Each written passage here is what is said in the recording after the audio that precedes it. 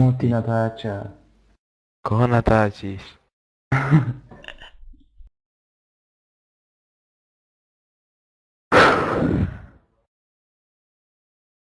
Jak jsou tu gify s tím pornem na Facebooku?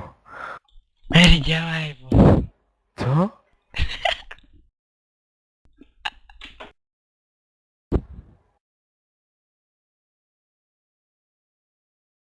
Piče. Fuj. No, ta je dobrá.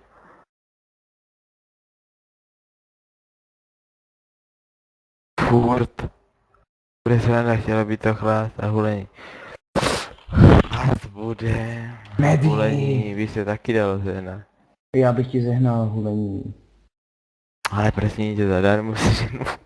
Tak já to je zadarmo. Co? Já to je zadarmo vím zehnat. Prosím tě, ti pojedu do sudek, ne? Ale ne do sudek, ty zase nevíš, o čem trepeš, prosím tě tady. Tady trepeš blbosti. Hej, že prý máme podobný prízvuk Medy, že to není pravda. Že mám seknout. Že máme podobný prízvuk, že to není pravda.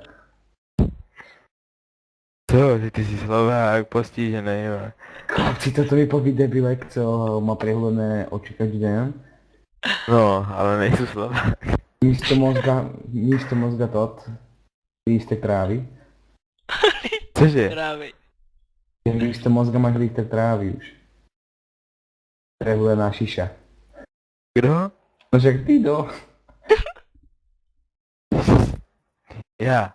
A Já ne. Hej, ne, ten za tebu, chlapci. Vole, sa pýtaš jak retard. Co? Medy, Normálka. někdo za tebou stojí, vole. Jo, někdo za tebu stojí. Můj kokot. A ne, Medy, však pohoda, ne. Kde? Někdy ťa zbijem. Aha. Tady budu v hrobě možná tak.